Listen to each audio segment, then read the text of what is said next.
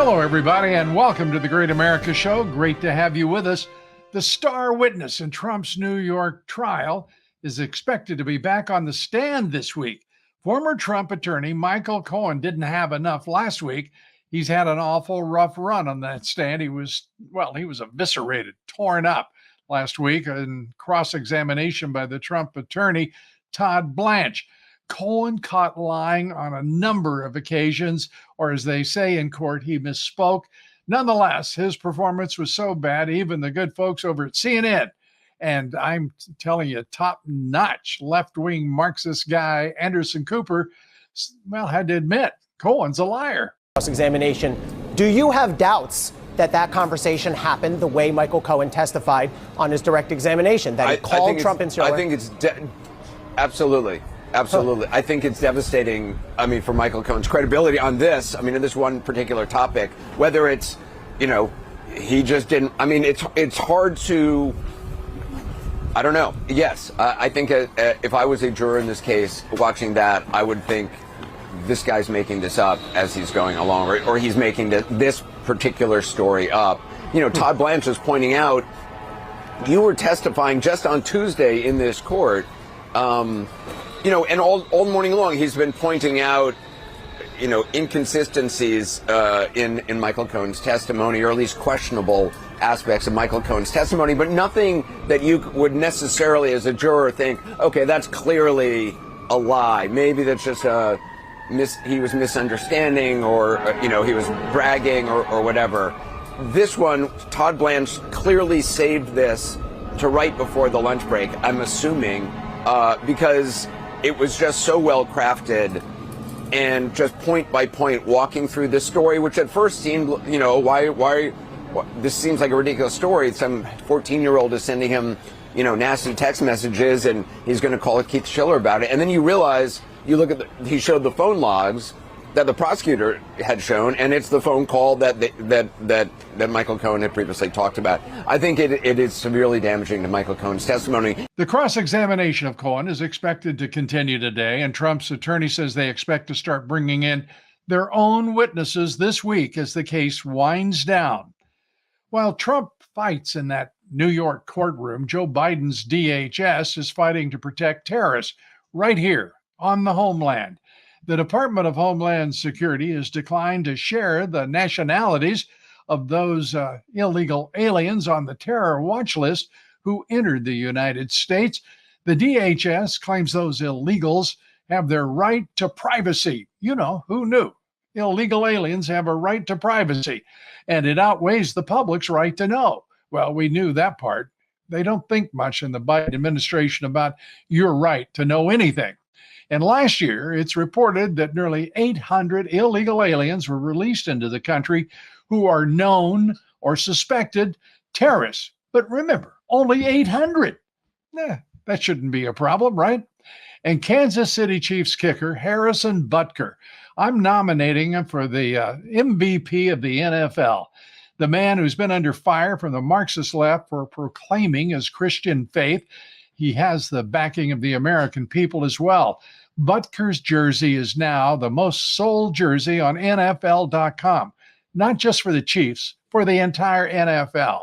The skyrocket in sales comes after a petition was in circulation, garnering almost 80,000 signatures to have Butker actually removed from the Kansas City Chiefs.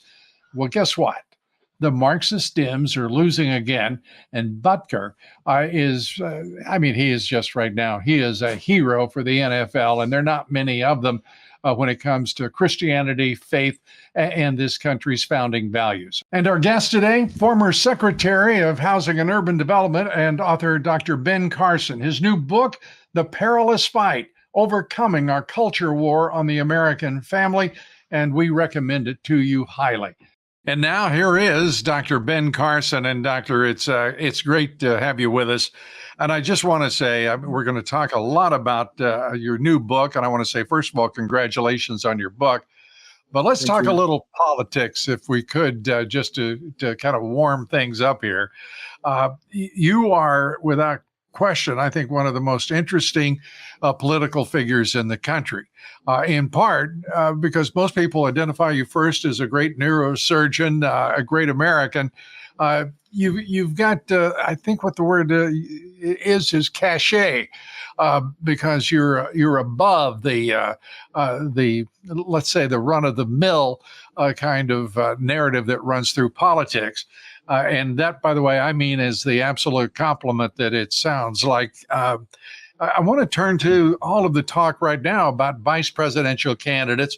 I think you would make one heck of a vice president. I think you are a terrific public servant, in large measure because you're a reluctant public servant. And I'd just love to hear what you and your wife have to say about the thought of serving as vice president. Well, there is no question that we're going to do everything we can to help preserve our country. It's in a very difficult situation right now. And should I be asked to assume that role, I would certainly seriously take that to the Lord in prayer. I want to do what's right, not just for me and my family, but what's right for the country. Well, and that's been your guiding marker throughout your political career, and it's one of the reasons I think you would be terrific in that role and be very helpful to both the Republican and to President Trump. But I won't press you too far on that. I will, however, I want to bring in the subject of your new book because I love the title. The title is The Perilous Fight, Overcoming Our Culture Wars on the American Family. I love that title because I love the subject, and it's that critical that we need to look at it as precisely that, a culture war against the American family. The American family is being bombarded economically, societally, culturally. Give us your sense of where we are right now in the culture wars. Is it worsening? Is it showing any sign of abating? Well, it's a very serious problem, which is, of course, the reason I wrote the book. We are in a war, and I used the initial title, The Perilous Fight, because we were in a big war to establish this country and to keep it free from the British. The crucible of war is how we came into existence. And now we have a situation where we have so many things that are impinging upon the principles of our founding that we almost don't know where to start. It's the Cloward Piven, two professors at Columbia several decades ago, who said, just hit the people with so many things, they won't actually be able to focus on anything. That seems to be what's going on in our society right now. There are those who want to fundamentally change this society into something else. They don't like what we stand for as a nation. And we also are the major obstacle to one world government. So how do you bring down a country like that? We're much too strong to be brought down militarily. So you bring it down from within. And if you want to bring it down from within, you have to start at the foundation. And what is our foundation? Is our families. That's where our values come from. That's where they're propagated.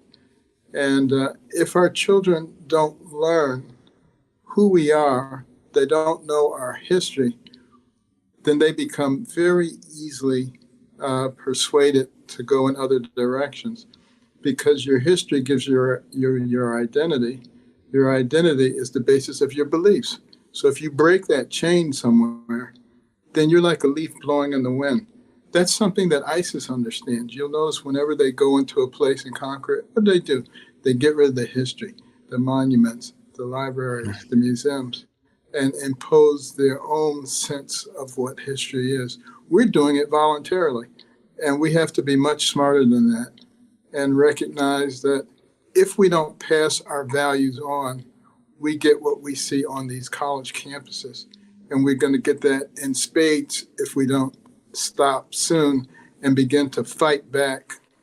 But most people don't recognize that we're actually in a war. So that's why I wrote the book. so they could understand that the Marxists are coming.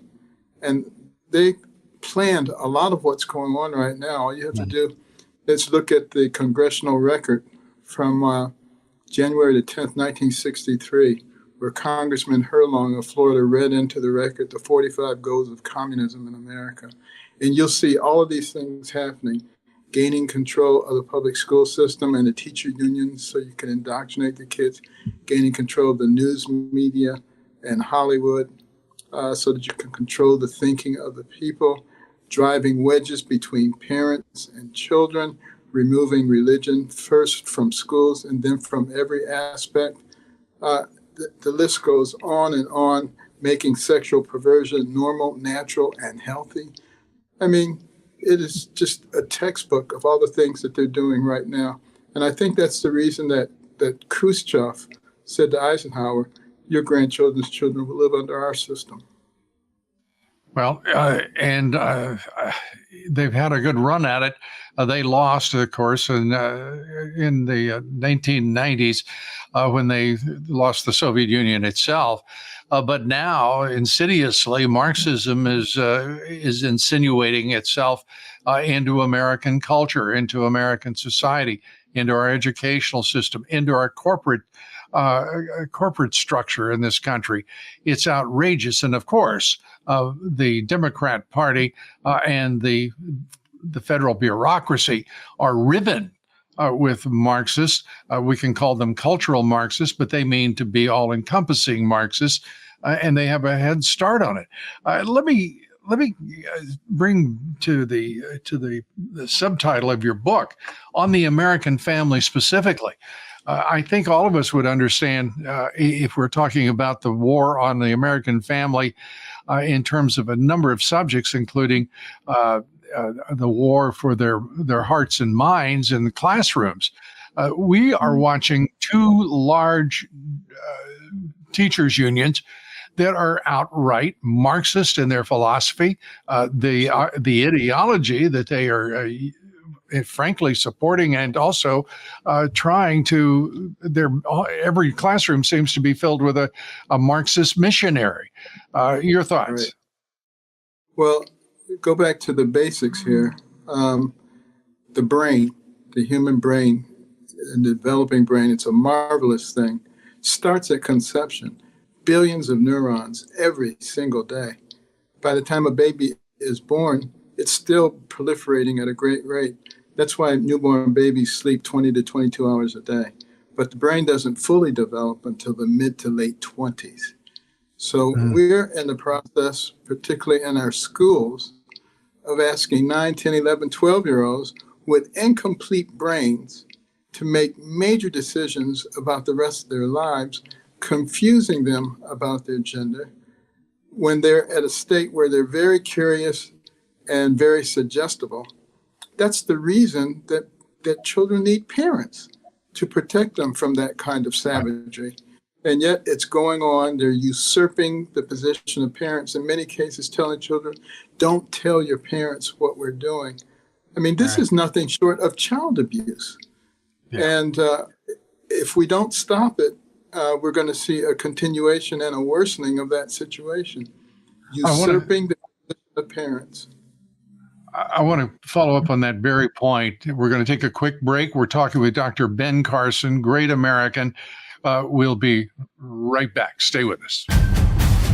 Wellness Company and their doctors are medical professionals you can trust. And their new medical emergency kits are the gold standard when it comes to keeping you safe and healthy. This medical emergency kit contains an assortment of life-saving medications, including ivermectin, Z-Pak. Rest assured, knowing that you have emergency antibiotics, antivirals, and antiparasitics on hand to help you and your family stay safe from whatever life throws at you next.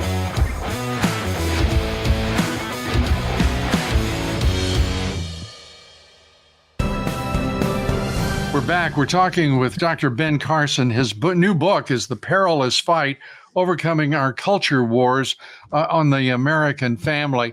And with that, Doctor, I want to turn to the American family, because as you were talking about the assault that is generating for so many in the public school system, that used to be the great equalizer for this society. You didn't need a war on poverty. You didn't require all of these various programs and experiments. We had it. Our public school system, if properly led and cherished by every American, I think could have been the salvation for the entire country, and may still be. But as you talk about education, the idea that we would subject our children to teachers who have an agenda that is not about supporting the family, but rather frankly dismembering the family in too many instances, whatever the issue. Your thoughts on that? Well, parents have to recognize what an enhanced role they have today, because a lot of people like to say that nothing has changed. It's all about the same, just different iterations of the same thing. That's not true. Our kids are bombarded with just incredible things. I saw some of the books in the libraries of some of the elementary schools, and I frankly was embarrassed. The pictures that were in there of people in different sexual positions and talking about, how men do things with men. And this is in schools where elementary school children can be exposed to it. That's pornography. They're not ready for that. I'm not sure anybody's ready for it, but they certainly are not ready for it. And this is unfortunately happening with our children, in addition to teaching them aberrant history, things like critical race theory. One of my sons had to take his daughter out of the school, the same school, private school that he had gone to, because they'd become woke. And rather than spending their time teaching our children what they should know. And here's the interesting thing. Before Marxists succeed in changing a society to communism, they always do this. They always dumb down the population. You're substituting all of these gender pronouns and things like that instead of teaching them the basics of what they need to know. And we're seeing the manifestation of that. You've probably seen some of these man on the street interviews where they ask people simple questions. Who was the first president of the United States? How many branches of government are there? What countries border the United States? They have no clue. And if you're that ignorant, when somebody comes along and says to you, the southern border is completely secure, well, don't mind all those millions of people coming across, some of whom may be terrorists. Yeah, it's okay. You got to be pretty realistic to accept that. But that's what they're doing to people. Yeah, they're doing it. And, to that point, we're watching the teachers' unions get behind various woke agendas, including the idea that suddenly, whether it's critical race theory, or whether it's let's start American history for most students at let's try 1877 and skip over a number of important issues. I mean, it's breathtaking to see a level of ignorance that is the motivation for those who should be educators, illuminators, and instead they're leading our children to a path of darkness that is for many, and if not most, something from which they don't recover if they are not taught well and early. And it can only succeed if people are docile and relatively ignorant. And contrast that to what happened when Alexis de Tocqueville came to look at our country in 1831, because the Europeans were so fascinated with how a fledgling nation could already be competing with them at virtually every level. And when he looked at our educational system, he was blown away. He could find a mountain man in the middle of the forest. The guy could read. The guy could tell you about the Declaration of Independence. And if you really want to be impressed, take a look at a 6th grade exit exam from 150 to 200 years ago. What you had to know to get a 6th grade certificate. I think it would be embarrassing to most Americans today. Yeah, and it is remarkable. What is embarrassing right now is the fact that in most of the major cities in this country, the educational systems are imploding. We're looking at proficiency by grade level of somewhere between 16 to 14%. whether it be reading proficiency or mathematical acuity and knowledge. It should scare everyone to death in this country that we are in that situation. It's so unfair to the children. It's so unfair to the children. You might be familiar with the Baltimore project that was released about a year ago, and they looked at all of those schools, thousands of students, elementary, high school, middle school. Nobody was proficient in math. Nobody. Right. And what does that do to their future prospects of success in society? And people look at you strangely in the workplace. By the way, I can tell you, many times people have on my staff or working in the newsroom, because I could do mathematics in my head, and I'm talking about the most elemental mathematics. It stunned them because they really had never. They just didn't grow up with that in there. And I'm talking about very bright people, but they just simply it was alien to them. Right. And unfortunately, we're seeing more indoctrination now, it seems, than education in our public school system, which I've always thought is the bulwark of this nation. Because that public education is so critical to every one of us, no matter our career, our choices for what we're going to make a living at. I want to get to the idea of overcoming this culture war and your prescription for doing so. But I'm going to ask everybody to stay with us because we're going to take that up with Dr. Ben Carson. His book is The Perilous Fight, Overcoming Our Culture Wars on the American Family. We'll be right back. Stay with us. Wellness Company and their doctors are medical professionals you can trust. And their new medical emergency kits are the gold standard when it comes to keeping you safe and healthy. This medical emergency kit contains an assortment of life-saving medications, including ivermectin, Z-Pak. Rest assured, knowing that you have emergency antibiotics, antivirals, and antiparasitics on hand to help you and your family stay safe from whatever life throws at you next.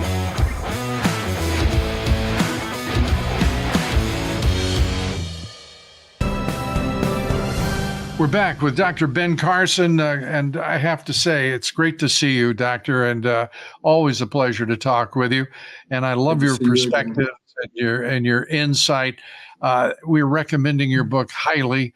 His book is The Perilous Fight, Overcoming Our Culture Wars on the American Family. Let's start with, how do we overcome this? At the most basic level, how do we fight back? Well, first of all, we have to recognize that we're in a fight and that this is just not life as usual. And then we have to recognize what are the things that are interrupting our family formation and family continuation. Things like no-fault divorce, which is really killing us. Things like usurping the position of parents and making the government and government facilities much more involved in the development of our children. Things like just talking to each other. The average young person spends more than 4 hours a day with their devices. We need to steadily work with our children. You know, when my kids were growing up, we wanted to eat dinner together. We had each child give us a fact that nobody else would likely know, which means they had to do some research. But it was a great deal of fun. It brings bonding. I had to travel a lot, but I made it a requirement that my family go with me. My kids had all frequent flyer cards to every airline and traveled all over the world. Because it was a priority. Otherwise, they wouldn't have known who I was because I was so busy as a surgeon. Right. But you have to make it a priority to spend time with your family. That's really absolutely key. And then mothers and fathers have to support each other.